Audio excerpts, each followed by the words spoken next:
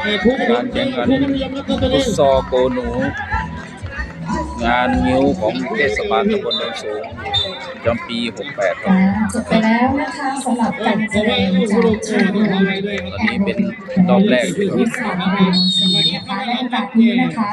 ขอเรียนเชิญท่านนายกจิรายุทธ ปราศรีภูมินะคะท่านนายกเทศมนตรีตำบลโนนสูงนะคะได้มอบเงินสนับสนุนนะคะให้กับทางชมรมแอโรบิกเทศบาลตำบลโนนสูงของเชิญค่ะ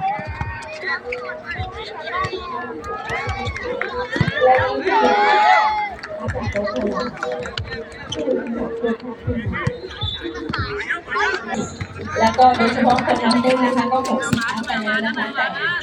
ด้วยผลจากการออกกำลังกายอย่างสม่ำเสมอก็ทำให้สุขภาพร่างกายแข็งแรงและสุดยอดครับจานโชคปล่อยก็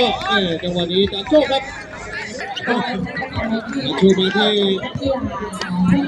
แต่ละสนามลินกระชากมาปิ้งมาเลยทับกระแทกมายังอยู่ที่ผู้โอ๊ตเป็นไง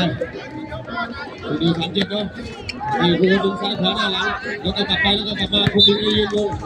ที่ผู้โอ๊ตกลับมาได้ในที่แต่ขอบคุณสสสมเกียรติตันติลมตระกูลท่านนายกเทศมนตรีตำบลโนนสูงจิรยุทธ ปราศรีภูมิและท่าน